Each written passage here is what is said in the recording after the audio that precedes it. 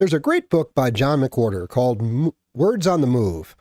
And it's kind of fascinating how language changes over time. How one word will occupy a space in the linguistic topography of a culture. And over time, it'll fall out of use. And another word will occupy that space. That means pretty much the same thing, but usually not exactly the same thing. Now, these typically are organic processes. They're bottom up. They're just people like one word more than another. And there are some words that are almost universal across all languages, like mama is almost something like it is Persian, if at least a majority, but maybe, a large majority. So sometimes new terms will pop up, and these come up quite regularly these days, but they didn't emerge organically from people just using them and other people opting into the word. It's a bit more engineered than that.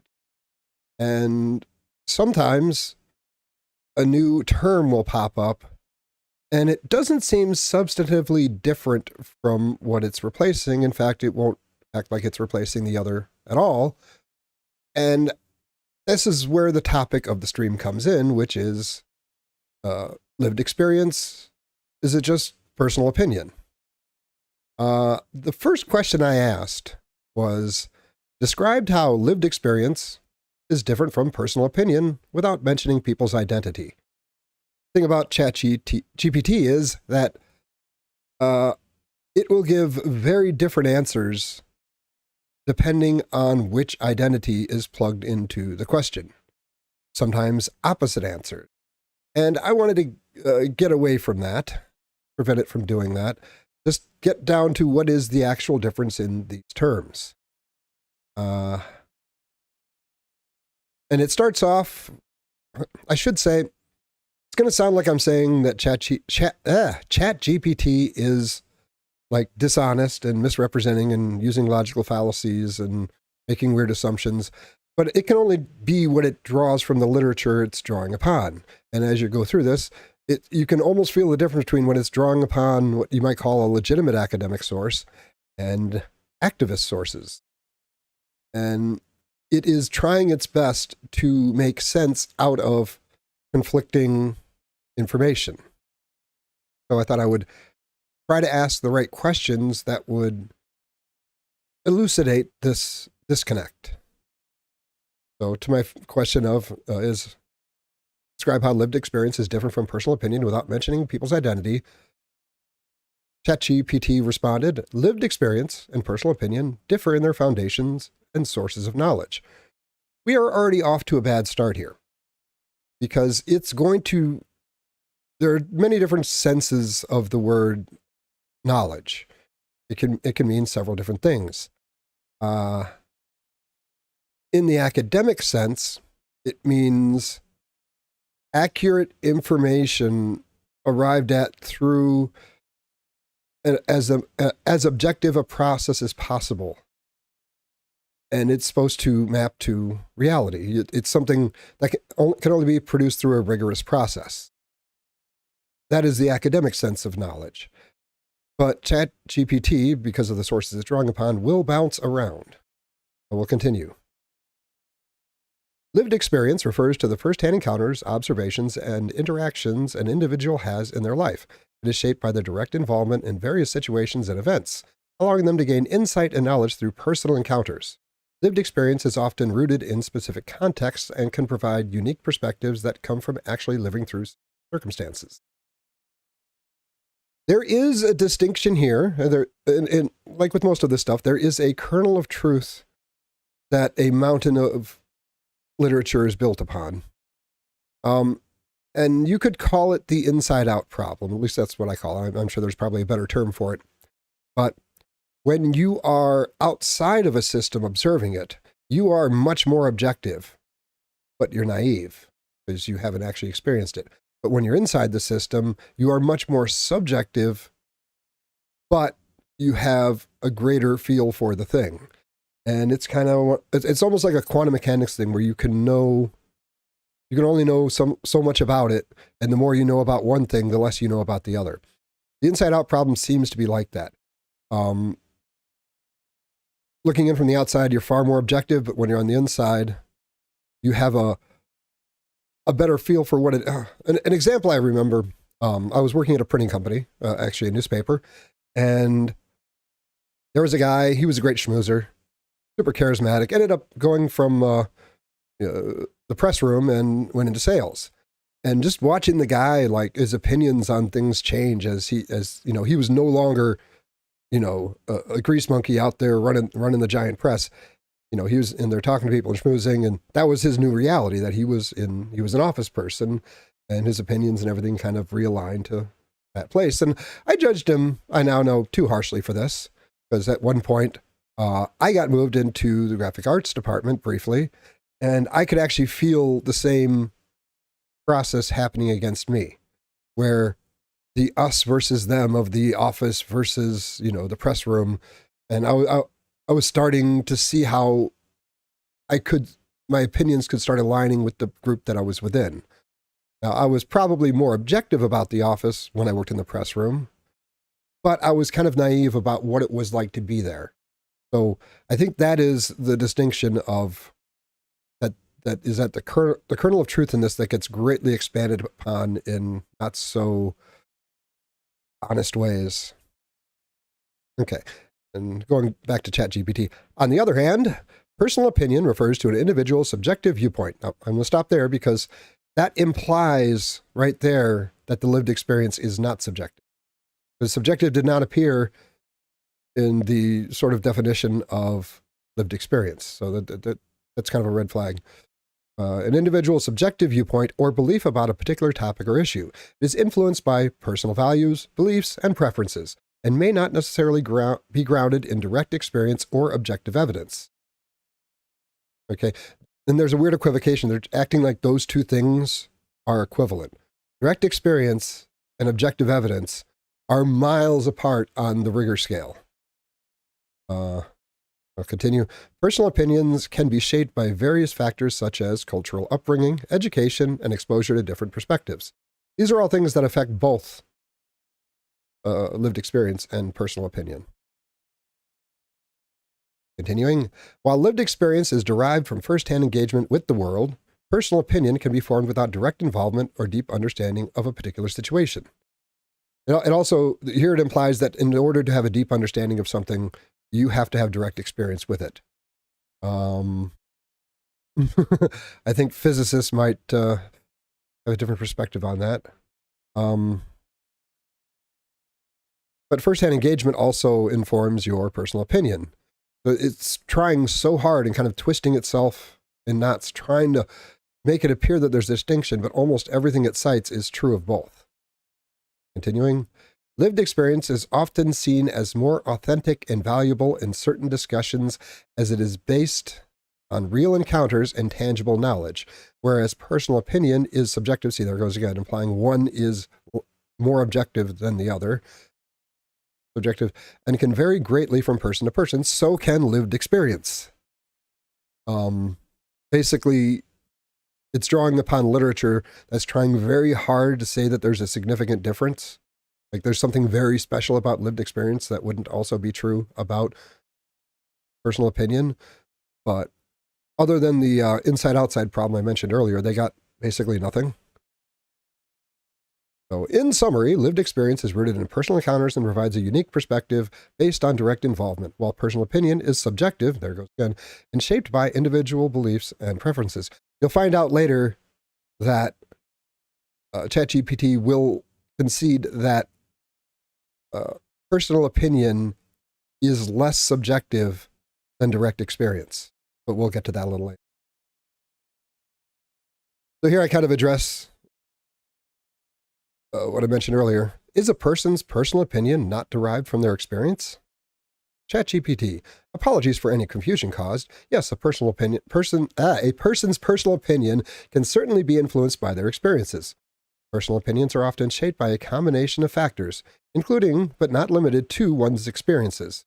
Experiences can provide individuals with a framework for forming their opinions by shaping their beliefs, values, and perspectives. Okay, it's kind of just conceding that there, in this context, there isn't a difference.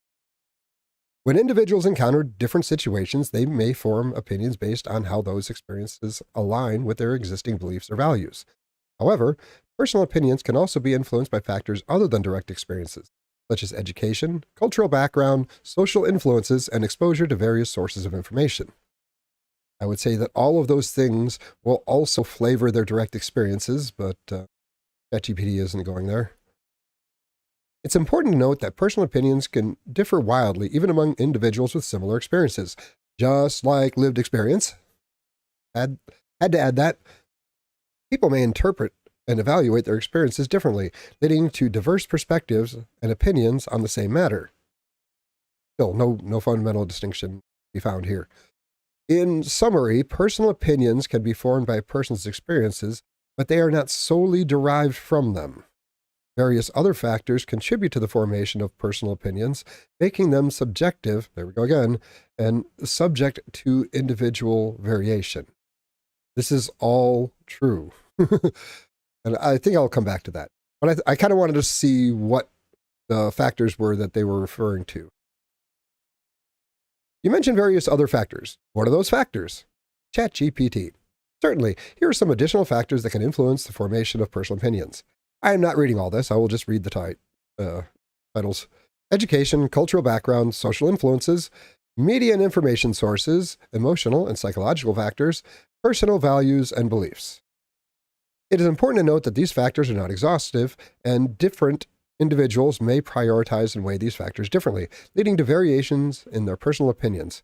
Additionally, individuals may also consciously or subconsciously seek out information or experiences that align with their existing opinions, further reinforcing their beliefs. You literally can't tell whether they're talking about these things affecting their lived experience or their personal opinions, because you will experience something differently than someone else based on what you brought into that situation. And here I address it. Are these not also factors that influence lived experience? ChatGPT. Yes, you are correct. I apologize for the oversight in my previous response. The factors I mentioned can indeed influence both personal opinions and lived experiences. Education, cultural background, social influences, media and information sources, emotional and psychological factors, and personal values and beliefs can all shape both the experiences individuals have and the opinion they form based on those experiences. When individuals navigate their lives and encounter various situations, these factors can influence their interpretation of those experiences, their understanding of the world around them, and subsequently, the opinions they develop. Moreover, these factors can also shape the types of experiences individuals have access to and the lenses through which they perceive and interpret those experiences. Right on. This is the point where you're like, it'll bounce between basically activist sources and more legitimate sources. And you can tell that we just strolled into a much more academically rigorous source just now. In summary, the factors I mentioned earlier do indeed have an impact on both lived experiences and personal opinions, as they shape the individual's knowledge, perspectives, and understanding of the world. Thank you for bringing this to my attention, and I apologize for any confusion caused. Respond. It seems that they are not valid criteria when making a distinction between lived experience and personal opinion. Would you agree? ChatGPT is not dishonest, but when you pump it full of dishonest data, you could say, that have tons of contradictions, it creates a lot of work for ChatGPT to try to square that circle. Yes, you are correct. Upon further reflection, I realize that the factors I mentioned earlier are not valid criteria for making a clear distinction between lived experience and personal opinion. I apologize for the confusion and any misleading information. Lived experience and personal opinion are not easily separable based on the factors mentioned. They are, okay, see that, based on the factors mentioned, what it's saying is, since I'm not going to let it talk about identity, its hands are tied, and it's kind of reminding me of that. They are interconnected and often influence one another. Lived experience can certainly shape personal opinions as individuals draw upon their direct encounters and observations to form their perspectives. At the same time, personal opinions can also inform how individuals interpret and reflect upon their lived experiences. It is important to note that lived experience is based on firsthand. No, see, it's got to go back to it. is based on first-hand engagement with the world, while personal opinion reflects on an individual's subjective viewpoint. See, you're making that subjective distinction there. It just keeps implying that lived experience is objective without actually saying that. An individual's subjective viewpoint or belief. However, the factors mentioned earlier, such as education, cultural background, social influences, and personal values, can contribute to the formation of both lived experience and personal opinion, making them intertwined aspects of an individual's perspective. I apologize for any confusion caused by my previous responses, and thank you for bringing this to my attention. You imply that first-hand engagement with the world is not subjective. Is it objective? I apologize for any confusion. First-hand engagements with the world or lived experience is subjective rather than objective. Lived experiences are inherently personal and subjective because they're filtered through an individual's unique perceptions, interpretations, and emotions. When someone directly engages with the world, their experiences are induced by their personal perspectives, beliefs, values, and biases. These subjective factors shape how individuals perceive and interpret their experiences. As a result, different people may have different interpretations or reactions to the same event or situation based on their subjective lenses. While lived experiences are subjective, they still hold value in providing individuals with insights and knowledge about certain situations or circumstances. They contribute to the formation of personal perspectives and opinions, even though these opinions are subjective and can vary among individuals. How long is it? In contrast, objectivity refers to a state of being unbiased and independent of personal opinions or perspectives. Objective information or knowledge is based on facts, evidence, and reasoning that can be independently verified and is not influenced by personal subjectivity. In summary, first-hand engagement with the world through lived experiences is subjective as it is shaped by personal perspectives and interpretations. It is distinct from objectivity, which refers to information or knowledge that is free from personal bias or activity. So it's basically conceded virtually everything it's said up to this point, except the thing that I mentioned earlier, where if you are inside a thing, you have a different experience than if you are outside the thing. But it's just it is a trade-off of greater personal understanding. You trade off objectivity for greater personal understanding. Okay, I say, it seems that there is no distinction between lived experience and personal opinion based on subjectivity. Do you agree? Yes, you are correct. Lived experience and personal opinion are both subjective in nature. They are intertwined and not easily separable based on subjectivity alone. Lived experiences, here goes again. Lived experiences refers to the personal encounters, observations, and interaction an individual has in their life, which are inherently subjective as they are influenced by personal perspectives, Okay.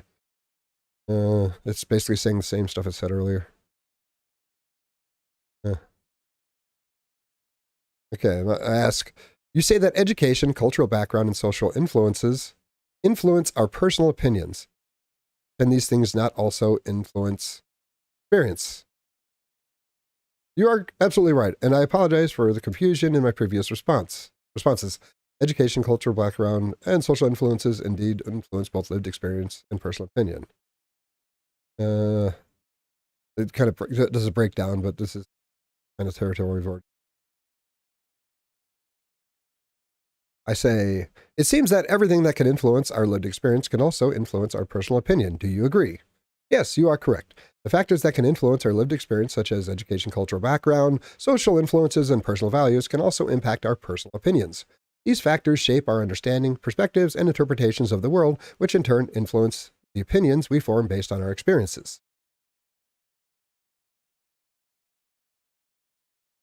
I'm trying to see if it's just saying the same stuff. It seems that way. I want to get to the more interesting stuff. Based on this chat, is there any significant difference between lived experience and personal opinion? Upon reflection, it seems that there is overlap and interconnectedness between lived experience and personal opinion. See, it can't give that up because it has just mountains of data saying that lived experience is this very special, very potent thing that cannot be reduced to, well, personal opinion. While there are certain aspects that can be considered distinct, such as direct engagement with the world in lived experience and the subjective viewpoints in personal opinion. See, it can't let that go. Personal opinion is subjective. It has to keep implying that personal opinion is more subjective than lived experience. It's just deep in the programming, even though it has like once or twice already said that is not a distinction between the two. It goes right back to implying that it is a difference. In light of this discussion, it appears that lived experience and personal opinion are intertwined aspects of an individual's perspective. Lived experiences contribute to the formation of personal opinions. See, it has to put it first. And personal opinions can shape how individuals interpret and reflect their experiences. Thus, it becomes challenging to establish a clear and distinct boundary between the two. See, they're relatively honest. I appreciate your patience and diligence in exploring this topic, and I apologize for any confusion or inconsistencies in my previous responses. In the distinction between direct experience and observation, is the distinction between direct experience and observation sufficient to justify the largely redundant term lived experience? The distinction between direct experience and observation can help provide some clarity and understanding of the term lived experience. While observation involves witnessing or perceiving events or phenomena without direct personal involvement, direct experience refers to being personally engaged or involved in those events or phenomena.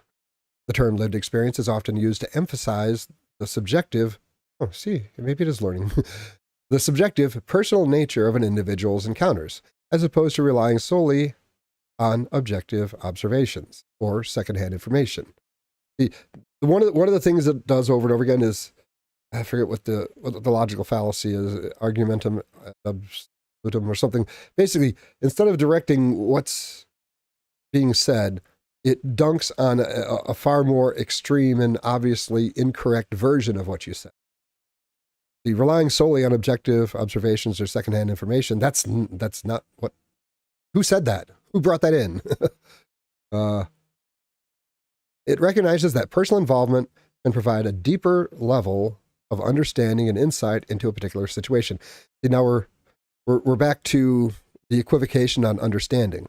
Now, if you're talking about personally, yeah, but in the academic sense, no.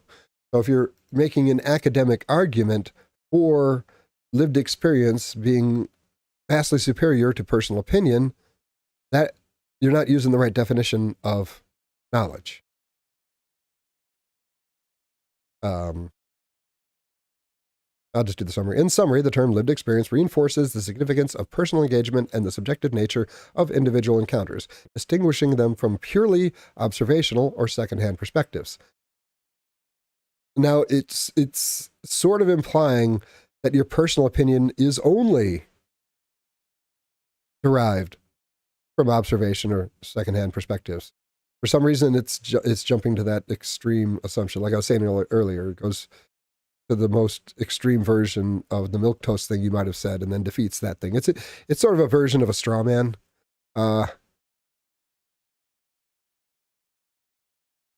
Which may not be fully captured by the term observation alone. Here, I'm trying to dig in a little bit. If someone cites an observation as their lived experience, are they in error? ChatGPT. If someone refers to an observation as their lived experience, it could be considered an error or mischaracterization. Well, the people who describe, we'll get to that.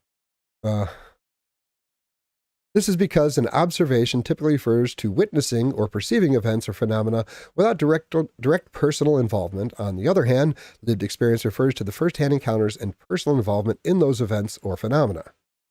If someone mistakenly cites an observation as their lived experience, they may be misrepresenting their level of personal engagement or direct involvement in a particular situation.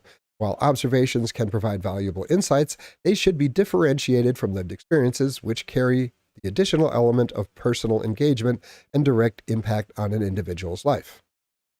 That's fair? Being very, very fair right now.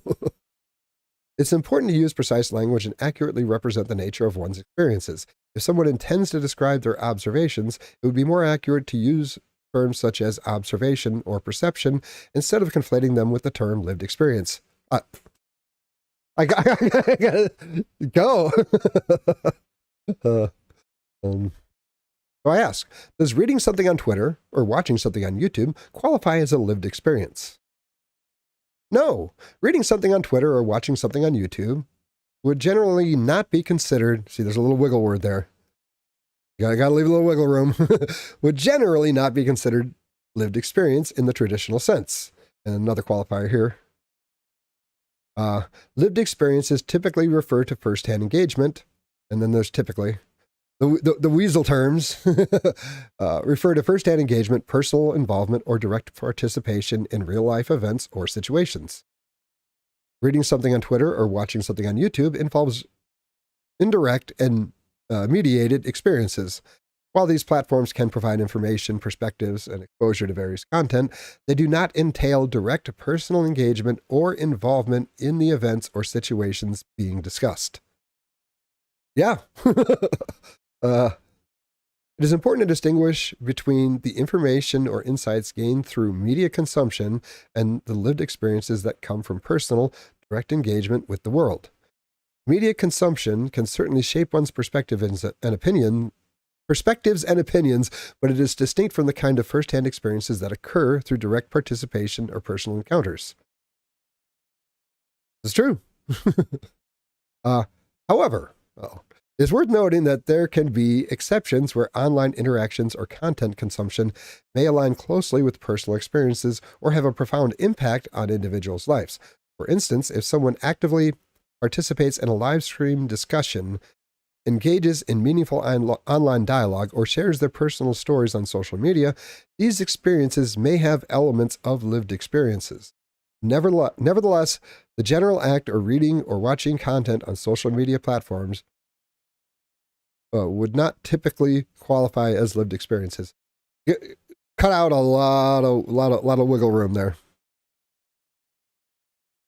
And what I'm kind of gathering from this is you have to be, basically, if you aren't interacting with another person, it's not really a lived experience. So I ask, does lived experience require a human interaction to be valid? No. This kind of surprised me. That lived experience does not necessarily require direct human interaction to be considered valid. While human interactions can be a significant aspect of lived experiences, they are not a prerequisite for an experience to be considered valid or meaningful. See, I just wasn't careful enough with my question. And it's fair. It's actually right. I wasn't careful enough with my question. Because you could be experiencing nature or, some type of, system. And you can have direct experience with those. So I said, lived experiences encompass a wide variety of personal encounters, observations, and engagements with the world. Earlier you said that observations do not qualify as lived experiences. Have you changed your mind? I apologize for any confusion caused by my previous responses.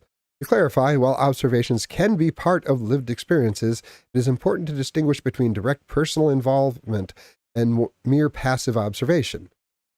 That's fair. Lived experiences typically refer to first. No. Okay, I'm going to jump. I appreciate your distinction, but I fail to see how you could have direct participation or active engagement without interacting with other people. You are correct in highlighting the significance of human interaction in many aspects of direct participation or active engagement. Human interactions often play a role in shaping our experience and providing opportunities for direct engagement in various situations. Yeah, I should have put it in the social context, but I'll get to that later. Could it be said that lived experiences relating to social issues requires interaction with other people to produce those experiences? Yeah, no, I put it in the category of social issues. Yes, when it comes to lived experiences relating to social issues, interactions with other people often the weasel word, often play a crucial role in shaping those experiences. Social issues typically involve the dynamics, relationships, and structures within societies, and these aspects are inherently interconnected with human interactions. It felt like the redundancy department of redundancy there. Monty Python reference. To develop a deep understanding of social issues, individuals often rely on direct interactions and engagements with others who are affected by or involved in those issues. Engaging in conversations, listening to diverse perspectives, here we go, we're on the activist website again, participating in community activities, or being part of social movements can contribute to a richer and more nuanced understanding of social issues. The part about that sucks is there are correct things in there and incorrect things in there. Very hard to parse them out.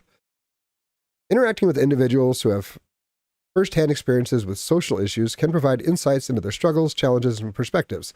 These interactions can foster empathy, raise awareness, and generate personal reflections that shape one's understanding of social issues. In other words, it's good to rely on secondhand information. Secondhand, highly subjective information.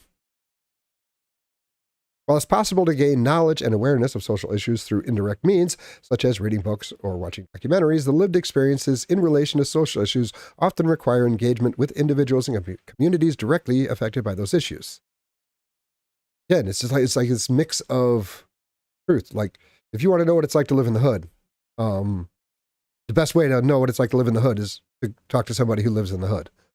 This is true. But there's another side to this. However, it's important to acknowledge that lived experiences are not limited to social issues, which I just asked it. It's literally doing what I asked it not to do and referencing social outside, talking about what's outside social issues. In summary, while lived experiences relating to social issues often benefit from interactions with others, it is essential to recognize that the multifaceted nature of lived experiences and the various ways they can be shaped by a combination of personal engagements, observations, reflections, and interactions with individuals or communities. So I asked, is part of my lived experience listening to the lived experiences of others?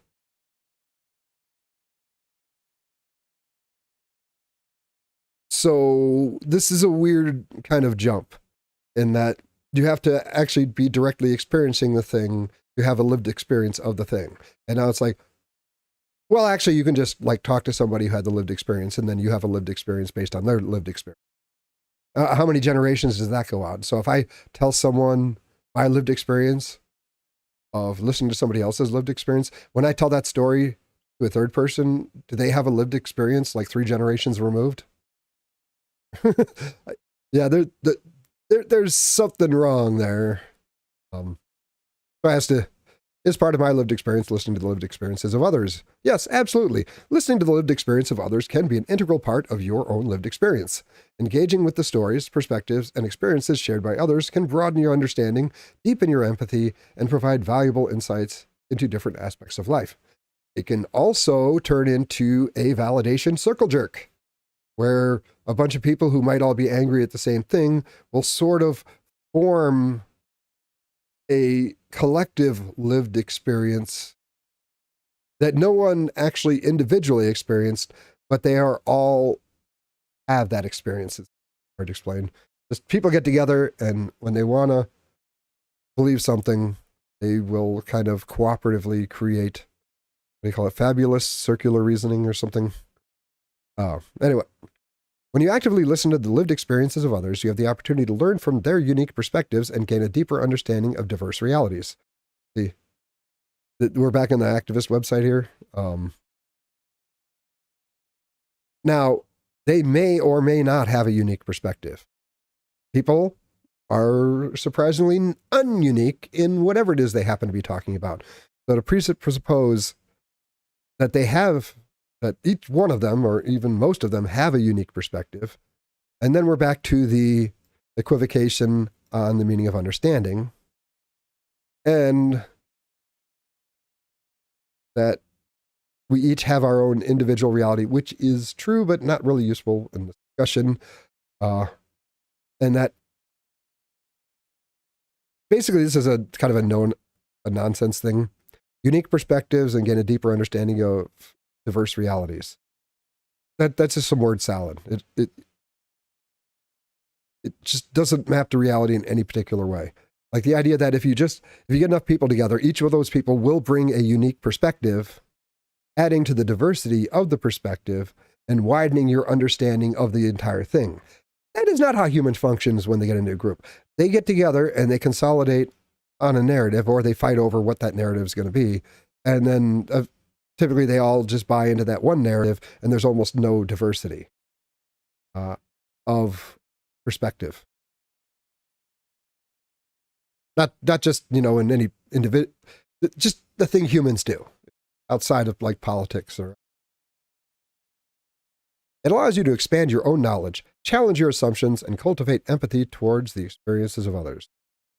That part is more accurate because, if you're not aware of something really horrible that's going on, and, you listen to somebody talk about it, it can have a huge impact on what you think about that thing. This is just a bunch of active. I'll just jump to the summary. In summary, listening to the lived experience of others is a valuable and important aspect of your own lived experience. Again, like how many generations do you have to be removed before that stops being a lived experience? It expands your perspective, enhances your understanding of the world, and contributes to personal growth and social awareness. I ask, am I not just observing their experience? They seem to be sort of sliding in some metaphysics into this. Like there's some magical quality to the relaying of a lived experience that makes it more correct, more potent. While listening to the lived experiences of others involves an element of observation, weasel, it goes beyond mere passive observation, again, to the absolute thing I was talking about earlier. It involves active engagement, empathy, and a willingness to understand and connect with the experiences being shared. This is more activist website stuff. Basically, you know your place while you're listening. Observation typically refers to, okay, just active listening. Got it summary. So while there is an observational element involved in listening to others' experiences, it is the active and empathetic engagement that distinguishes it from passive observation and makes it a valuable part of your own lived experience. It sounds like cult stuff. It sounds like this could have been in like a life force or Scientology handbook of how to indoctrinate people.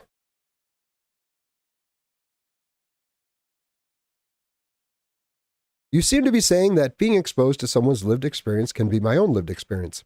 Can watching a video of a person sharing their lived experience also be my lived experience? I apologize if my previous responses were unclear. Let me clarify. When you watch a video of a person sharing their lived experience, it is an indirect form of engagement with their experiences.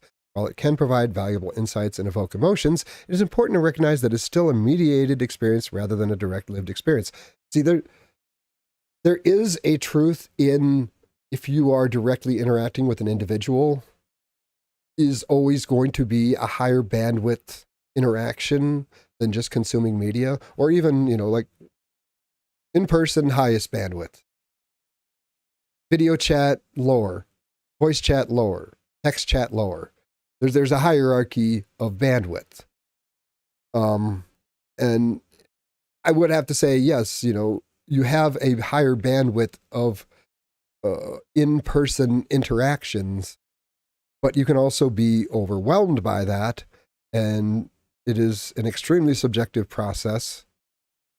And if, I'll get to that. What did I bring up later? To ChatGPT.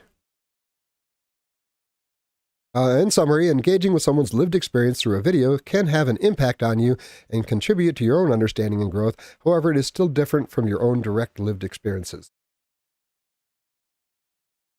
But watching that video might will alter your lived experience when you talk to somebody next. So it is contributing, at least affecting your lived experience. But I'd like to ask the same question again, but changing can watching a video of a person sharing their to video chatting with a person sharing their lived experience. Certainly, when video chatting with a person sharing their lived experiences, it provides a more intimate and interactive form of engagement compared to watching a pre-recorded video. Video chatting allows for real-time communication, active dialogue, and a more personal connection with the individual sharing their experiences. Okay. There's the thing, when someone's sharing their personal experiences, you're not actually supposed, their lived experience, you're not actually supposed to interrupt or challenge it in any way. That is a major faux pas. So the idea that it is interactive, like if you just sit there and listen to a person talk for 20 minutes, half hour or whatever, like standing at a podium, and then they don't take any questions at the end. How is that substantively different from watching a video? I would say that it really isn't. And if you aren't in a back and forth dialogue, the distinction between that and watching a video, it shrinks to almost nothing. He says, through video chatting, you have the opportunity to ask questions, seek clarifications, and engage in a meaningful conversation that goes beyond simply observing or listening. This is true in a normal interaction, but when somebody's sharing their lived experience, that is not, they aren't taking a lot of questions during that. And even asking for clarifications on things is typically seen as highly offensive, as if you are not listening and believing. This active participation and direct engagement contribute to a more personal and interactive form of lived experience. Basically, it seems like lived experience is higher bandwidth interactions that just so happen to be more likely to indoctrinate you into whatever that person is promoting. In summary, video chatting with a person sharing their lived experience provides a more interactive and dynamic form of engagement, enabling a deeper connection and understanding compared to passive observation or watching recorded videos. This seems to imply that lived experiences relating to social issues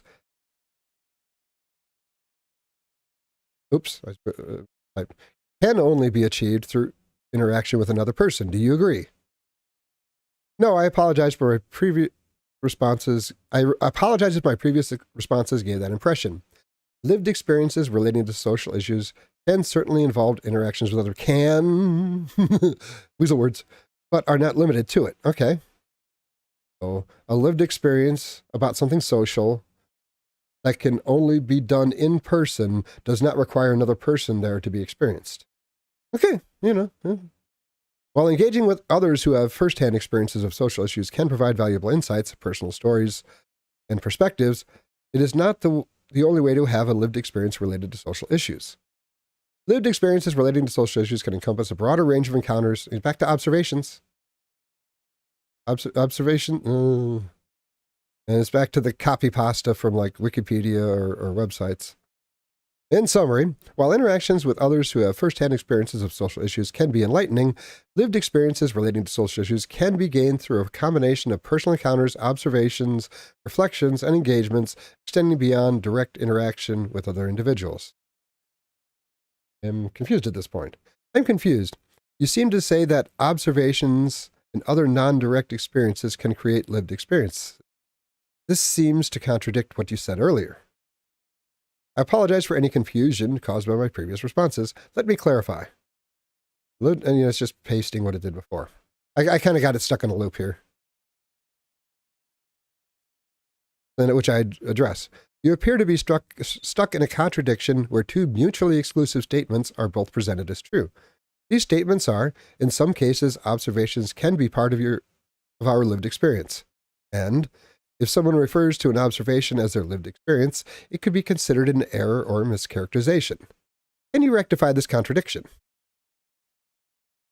I apologize for any confusion caused by the seeming weasel words, contradiction in my previous responses. I understand the inconsistency between the two statements you highlighted. Allow me to rectify this. Observations inform and contribute to our understanding and perspectives, but they do not constitute the entirety of a lived experience. seems a little weaselly. Lived experiences typically involve more direct. No.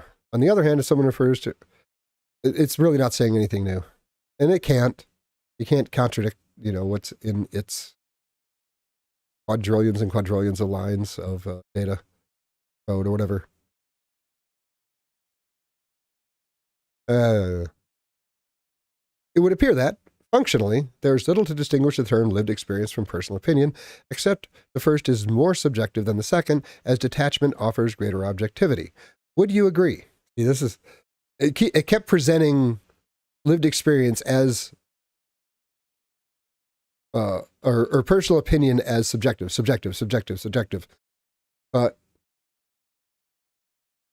So I'm like, okay, are you implying that lived experience is objective? I'll just get back to the question. It would appear that functionally there's little to distinguish the term lived experience from personal opinion, except that the first is more subjective than the second, as detachment offers greater objectivity. Would you agree? While there can be some overlap between lived experience and personal opinion, it is important to recognize their distinctions. Subjectivity. Both lived experience and personal opinion have subjective elements, as they're influenced by individual perspectives, beliefs, and interpretations. However, lived experiences tend to be more inherently subjective. Whoa! Because it is rooted in personal encounters, interactions, and first-hand engagement with the world. Personal opinion, on the other hand, can be influenced by a broader range of factors, including beliefs, values, education, and external influence. Foundation. Lived experience is grounded in personal engagement and first-hand encounters with events or situations, which can provide a unique... Okay, no, it's just... It has to like say, no, lived experience is... It's the Jesus.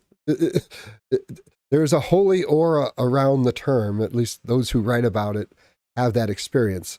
So it comes out in their language that it's better because contextual scope. Lived experience is often more specific to an individual's direct encounters, while personal opinion, well, that's true, but doesn't really address the thing. Influence of detachment. While detachment can offer a certain level of objectivity, it's important to note that objectivity itself is a complex concept.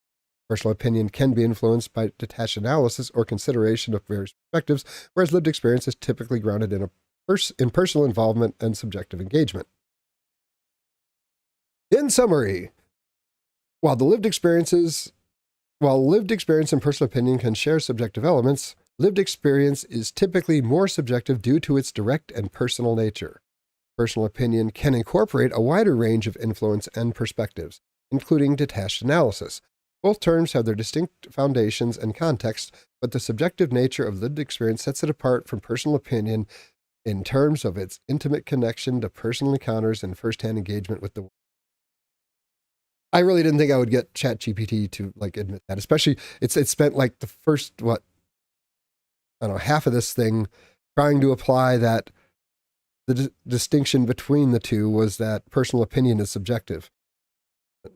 I guess I asked the right questions. So, starting to get to good stuff here. When making an intervention in a system, does objectivity improve the outcome?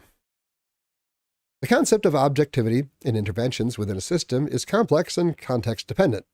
While objectivity can be valuable in certain situations, it is not always a guarantee of...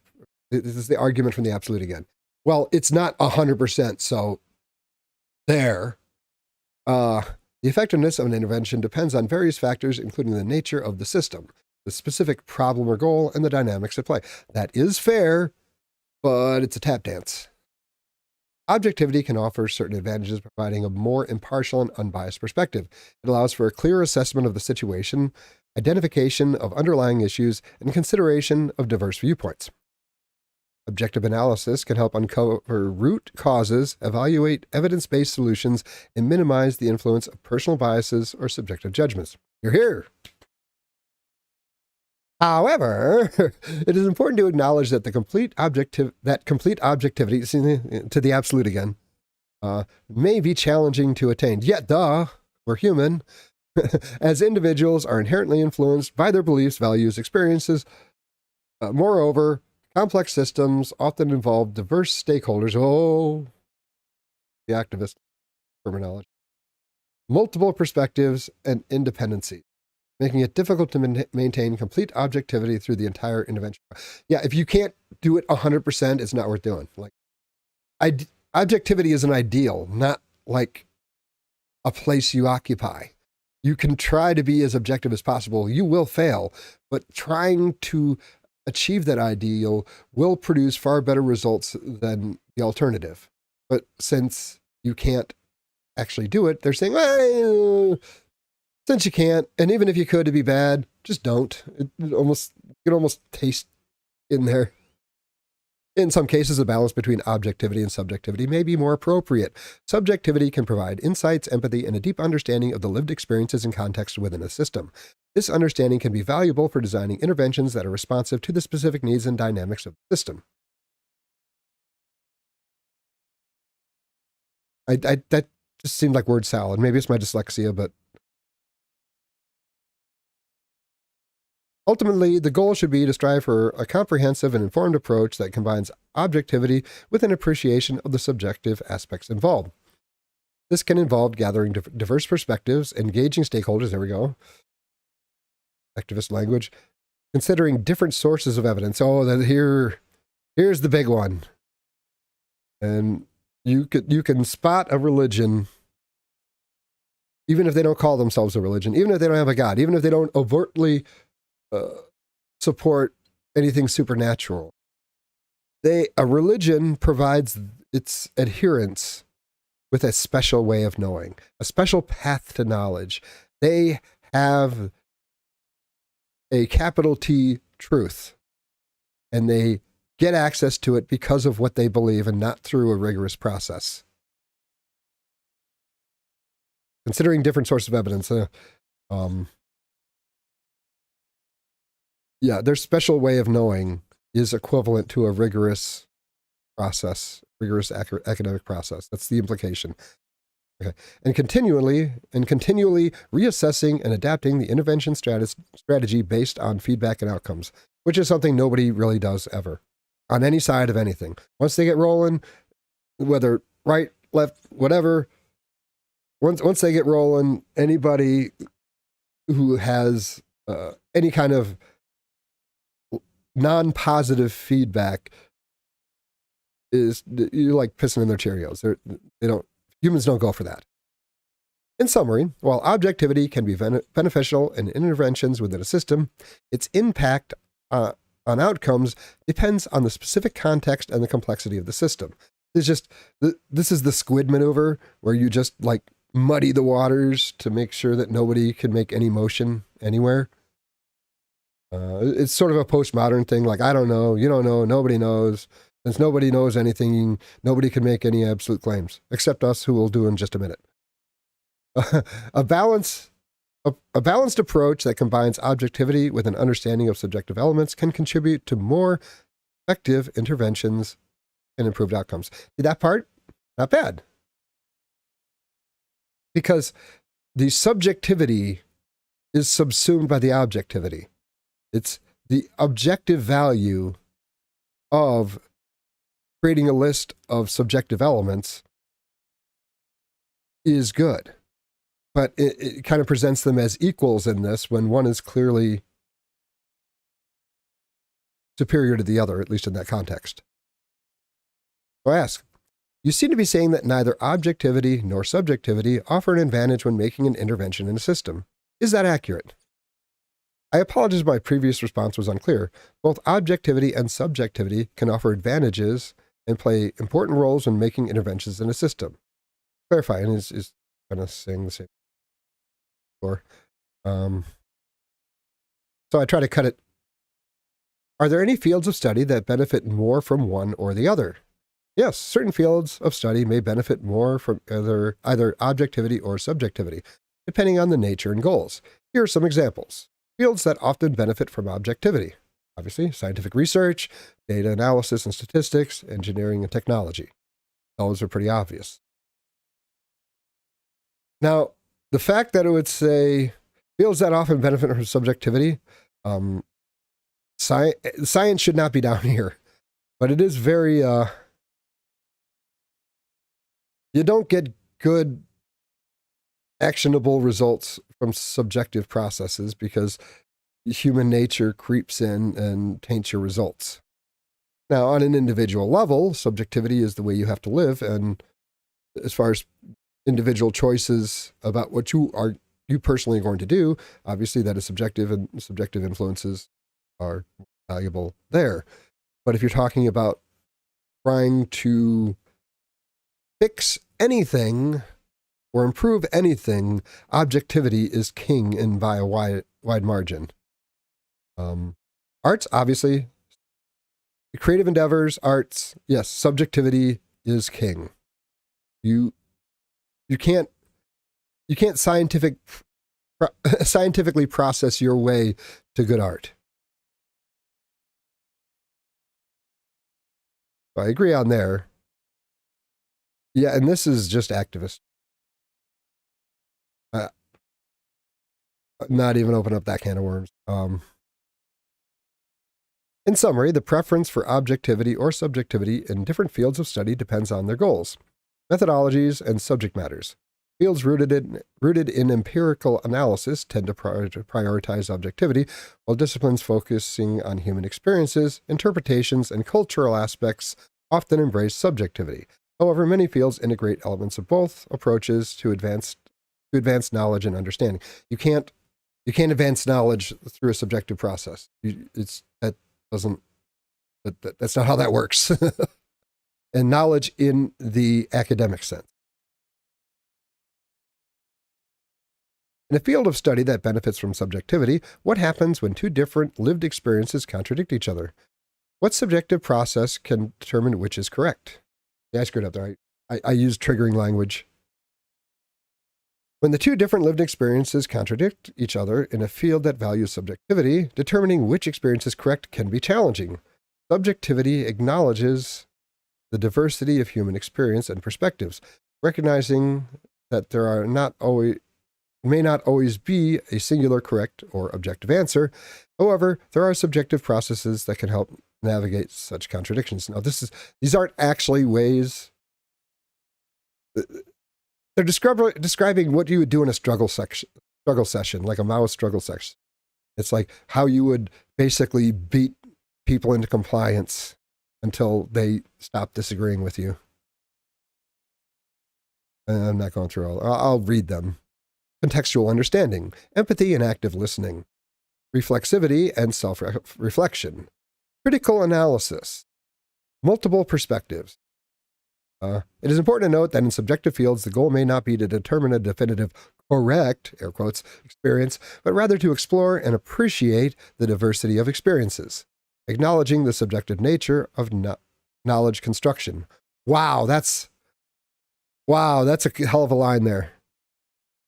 Acknowledging the subjective nature of knowledge construction. Damn. There's a term I remember from years ago. It's called fractally wrong. And it basically means when you're wrong in every possible dimension, in every possible way that you can be wrong, you are fractally wrong. And I think this is a fractally wrong statement here. Acknowledging the subjective nature of knowledge construction. Knowledge is not constructed. It is observed. It existed. It's information about the world that you didn't previously have.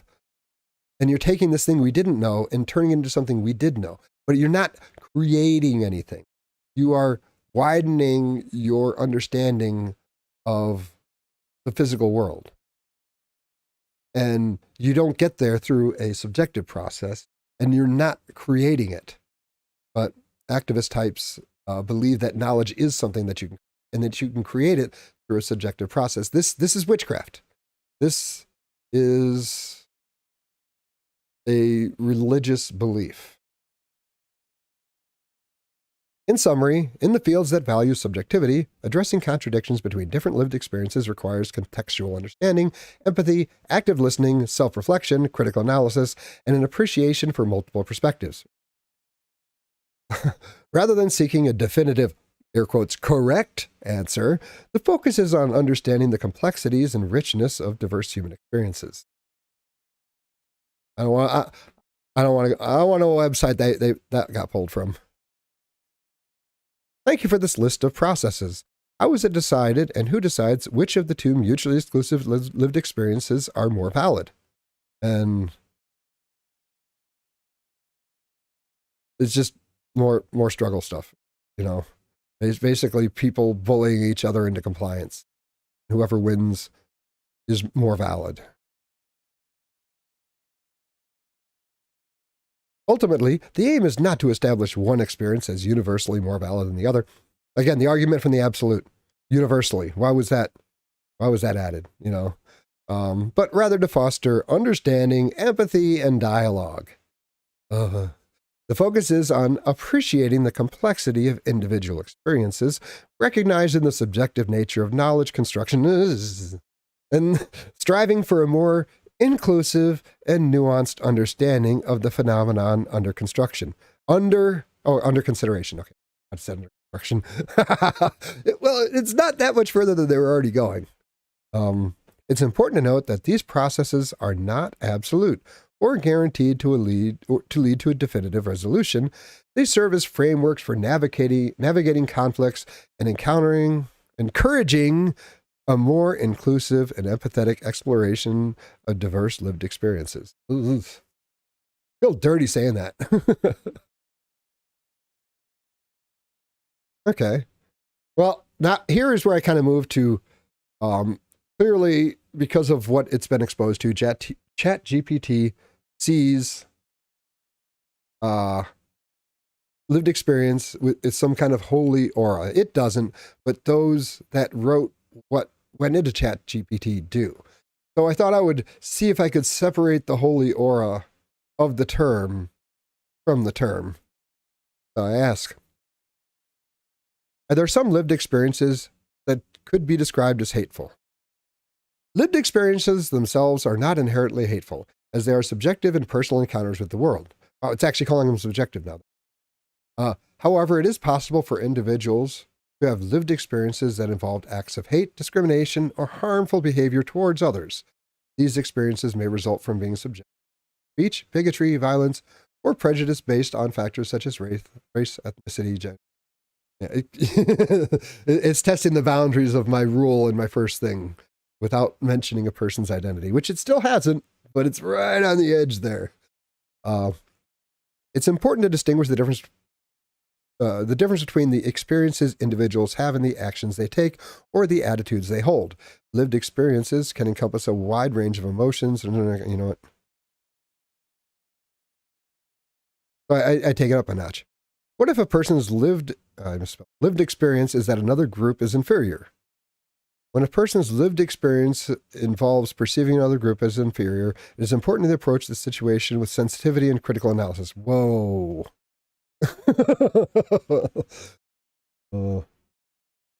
Looks like ChatGPT carrying a little water for the guys in the tall, pointy white hats. It is crucial to recognize that individual experiences, even when they are deeply held, are not necessarily an accurate reflection of reality. What do you care about the accuracy of reality at this point? You create reality through a process of like just talking. You create knowledge. Anyway. Or a valid basis for generalizations about an entire group. Here. But first sentence, carrying water for bad people. Second sentence, far more reasonable. Or second part. It is essential to differentiate between personal experiences and the presence of prejudice, bias, or discriminatory beliefs. While individuals may have experienced certain interactions or events that have shaped their perspective, it is important to challenge and critically examine any beliefs or attitudes that perpetuate stereotypes, prejudice, and discrimination. I think it's just going to kind of twist around here. Okay, so I take it up another notch. What if a person's, oh my God, I mistyped again. What if a person's lived experience is that another group shouldn't exist? If a person's lived experience leads them to hold the belief that another group shouldn't exist, it is essential to approach the situation with care and consider. No, you say bad. You roll up the newspaper and you smack them over the head. You say bad. You don't. The belief that a particular group should not exist is a serious matter that raises ethical and moral concerns. Oh, you think? It is crucial to recognize that promoting the idea of the non-existence of another group can be rooted in prejudice, discrimination, or hatred. Such beliefs can contribute to harmful ideologies, dehumanization, and even incite violence or harm toward the targeted group. Okay, just Captain Duh. It is important to emphasize that all individuals have inherent worth and dignity, regardless of their background or identity. Yes, true, yes. Addressing this type of belief requires a multifaceted approach. Here are some considerations. This is how you fix the person.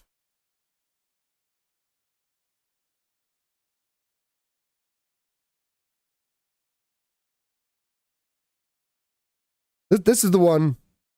Oh man, I forgot the guy. Damn, I forgot the guy's name.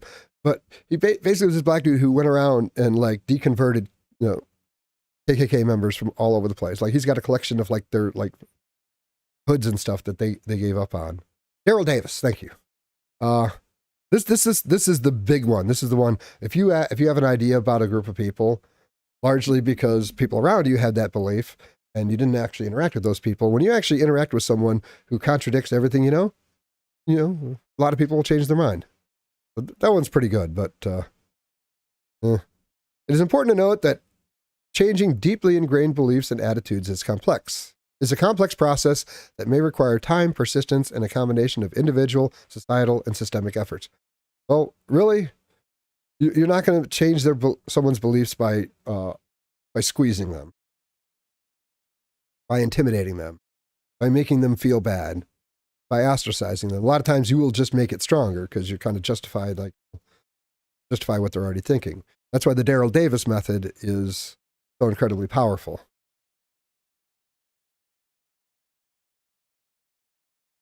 You can't tattle somebody into not hating another group. That just really doesn't work. If the shared lived experience of a group as that another group should be destroyed, can the first group's experience be denounced? When a shared lived experience of a group is centered around advocating for the destruction of another group, it is crucial to denounce and challenge such beliefs and actions. Okay. Not going to mention what that's really relevant to, but if you're all familiar with Middle East politics, you'll see it. It is important to recognize that the promotion of violence, harm, or the destruction of a particular group goes against principles of human rights, equality, and respect for human dignity. It is interesting, like this is standard language. This is an activist language. Well, understanding the factors that are, you know what I think. Yeah, it's more of the same. And here I kind of get down to the end here. Which of these statements is more likely to be used in a religious context? Lived experience or personal opinion? In a religious context, the term lived experience is often used to describe the individual's subjective encounters and spiritual journey within the faith. It refers to personal and transformative experiences that shapes one's understanding of their religious beliefs and their practices. Yes. Yes. While personal opinion can also be relevant in religious discussions, the emphasis on lived experience is more prevalent. This is because religious beliefs and practices often involve a deeply personal and experiential dimension. Individuals may draw upon their lived experiences, such as moments of spiritual revelation, personal encounters with the divine, or the impact of religious rituals, to inform their understanding and expression of their faith. I hate to say it, but it sounds like they're talking about activists. Like woke might actually be. Lived experiences in a religious context can include, It is important to note that different religious traditions may have varying perspectives on the role of lived experience and personal opinion within their faith. Some religious communities may place greater emphasis on experiences, testimonies, while others may prioritize adherence to religious doctrines and authority. So what's the conclusion here? I would say that lived experience is a pseudo-religious or just a religious power word that occupies the same place as personal opinion, but with this metaphysical charge that makes it better, although the ChatGPT's best abilities, it can't actually explain why it's better. It just had to keep saying that it is. So I would say there is no fundamental difference. You could probably parse out a very subtle difference, and that's like the inside-outside problem I mentioned earlier, and the bandwidth of interactions. But those don't need, those aren't sufficient to justify a new word. I would just say whenever you hear somebody say lived experience, they're describing a religious experience. I am the expert layman. You all have a great day.